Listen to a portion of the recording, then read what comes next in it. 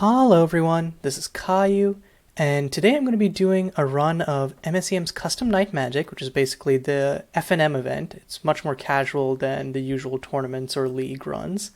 And I'm going to be playing an absolutely awful big red pile that I just brewed up. It is kind of unmitigated garbage, but I really love it. It's stupid and it's near and dear to my heart, is I think the way I would describe it. So this hand, I have early interaction and Unceasing Flames, and then Amly mains into a Cower, which I guess depending on what blues is on could just be backbreaking. I would have preferred like something on 2 here, something on 2, 3. Like by all rights, I think I should mull this hand because I just don't have enough to do early, but I think go big or go home is kind of just the motto of this deck, so let's do it. So yeah, like this deck idea was basically it came about and I was like, okay, what are the best 4-mana threats no one's playing right now?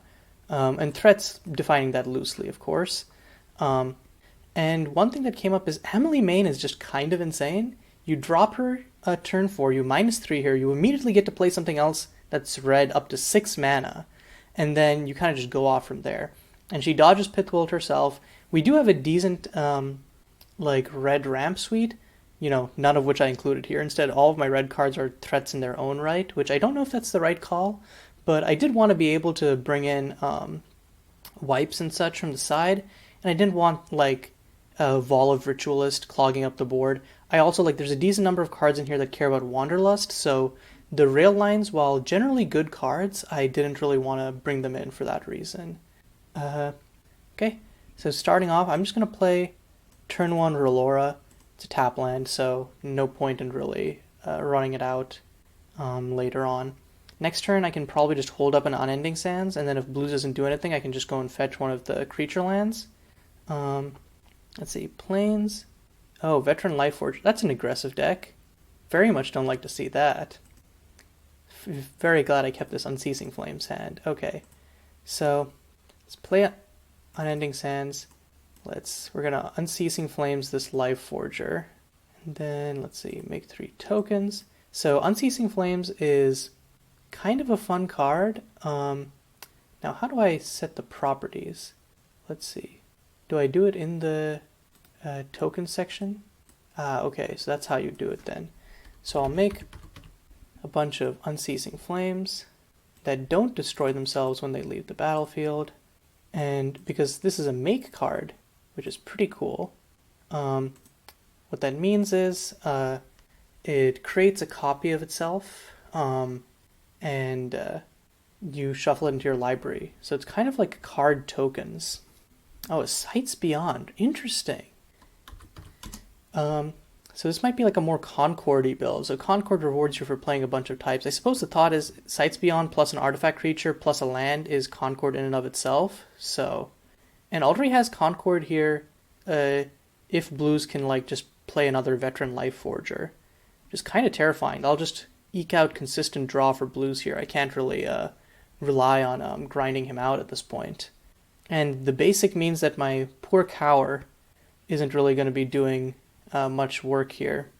In fact, it's more likely to hurt me than Blues. Oh, and that's a Volatile Stonework. Yeah, it's not a Veteran Life Forger, but it still certainly is a pain in the butt. So let's draw a card here. Champion of Scales. Which one do I prefer? Performer or the Champion? Don't know that it matters, but the Champion, I'll still be able to, if I draw a land, I'll still be able to make a play next turn.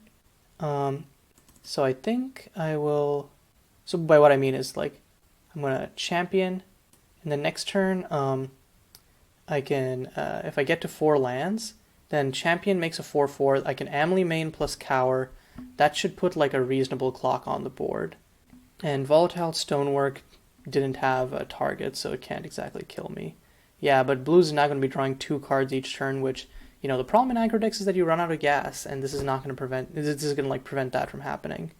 I do have 2 Shaldrin's Rages main, and a bunch more wipes out the side, so that's hopefully what I'm going to be doing here. Oh, Union Rail. kind of scary, not really. Okay, I'm not going to crack the Unending Sands yet because I want to see if I draw a card. Not drawing a land here is actually so bad. Oh man. Come on, deck. Just give me a fourth land. You know you wanna. Okay, Performer of Desire, pass. This is, you know what? Usually I'm like, yeah, you know, I will draw a land. Like I'm like 3 lands is fine, but I think I've come to learn like don't ever rely on drawing cards outside of your draw step. It does not end well. Okay, gonna play another Union Rail. Kind of scary. Again, I would really like a fourth land, please. Well, sometimes it's just how it happens, eh? Okay, on end is gonna Zulav Offering to draw 3 cards. Okay, that is definitely painful because Blues essentially gets to draw 3 cards, still has Sights Beyond on, so this is a full refill. Again, I'm in please, would like land. Because as soon as I hit a land, I Amly main, flip Performer, I get a dragon off of Champion of Scales unless I get another basic mountain. And then so I can swing for essentially like 10, and then play Cower main 2, play Hade main 2. Just I have lots of options at that point.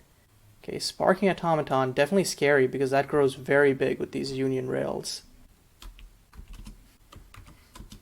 Okay, I'm just gonna pass. Again, for an aggro deck, he's giving me surprisingly a lot of leeway. Oh my god, please. Please, I would like a fourth land. Oh, this is just depressing. Okay. Well, okay, on end, self-replication.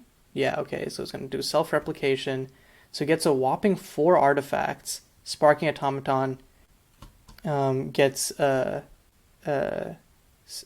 go up to 6/6. So that's definitely going to be a problem.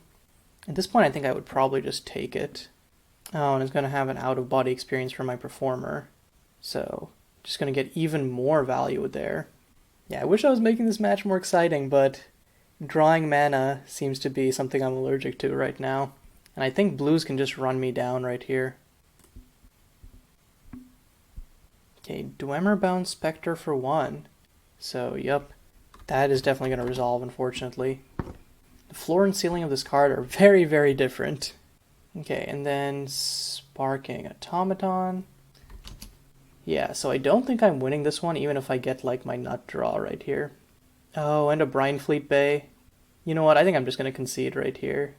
Wait, let me see what I would have drawn. Okay, so it was, like, four cards down was my next land, and I still wouldn't have, and I still wouldn't have been able to play anything because I would have had to Unending Sands for a tap land. So, that was painful. That was pretty painful. So out the side, I definitely bring in Reign of Madnesses. I don't think I bring in anything else. Like the Regal Ignitions, I think are fine TM, but like they aren't super what I need here. As for what I take out, probably the Noble's Hedonism. 2 of those seems like a good plan. Baltrice, being able to point and click something is good. Same for Hade. I think Mena will more likely than not just die to stuff. Let's see. And then probably I'm fine with taking a Riley out because it seems like mostly basics. In fact, I could probably take 2 Rileys out and then use Mena as like just removal if I need to. And then at least Cower is a hasty boy. Yeah, Cower in this deck may have been a mistake just because of how it hurts me more, but we'll see. Okay, you know what, this is still a better, it's still a pretty good hand, but Champion of Scales, having 2 regular mountains makes that harder to turn on, but I do have a Reign of Madness and an Unceasing Flames as interaction. You know what, let's not learn from our mistakes. I'm going to just keep this.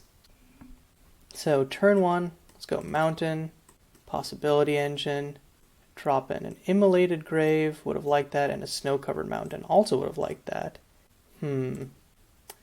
Yeah, no. Somehow I feel like this game is also going to be, like, No Drawing Lands, the sequel. Okay, so Blue's going to play an Investigate Land, Northern Express Line in, and then, okay, Self-Replication. gets 2 of those tokens down. Okay, let's untap. Man, Perform of Desire is fine TM, but like it isn't really what I need right now. I think I'll just Unceasing Flames on the construct, make 3 of these bad boys, shuffle them in, and then go to end. Yeah, Dubious Keeps gang is not, it's not looking good here for Dubious Keeps gang. Sparking Automaton, please say it ain't so. No! Maybe should have saved that. Okay, he's gonna swing in with the construct, but yeah, maybe should have saved the Unceasing Flames. And yeah, okay. Wait, actually, no, never mind. Let's just play this as a blocker, just in case.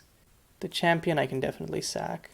But then, yeah, it is not looking good. I could definitely, if I get a 3rd land, I could maybe champion Haid, and then Haid could start cleaning up, but that's assuming that Blues doesn't have any more artifacts this turn, which I think is kind of a foregone hope at this point. Okay, Nightwatch Rallier, X equals 1. Yeah, okay, that's going to be painful. As long as Blues doesn't have another artifact, though, I can probably still do fine here. As long as I hit a 3rd land next turn, then I can Reign of Madness. Okay, I will trade with the construct and then take 4. Because, yeah, I was not going to cast a Haid right there anyways. Okay, so I'm just going to run out the Reign of Madness, kill this Automaton plus the Nightwatch Rallier. No Spell Stutter? Well, I'll still have another next turn, but then I think at this point, if Blues just has a single artifact to buff up that Sparking Automaton more, I'm just dead.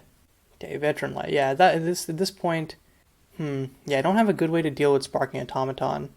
And like, without having a way to deal with Sparking Automaton, I think I just lose TM. Yeah, okay, this game is reasonably over. So yeah, it was unfortunate to get mana screwed like that, but I also just kept some questionable hands.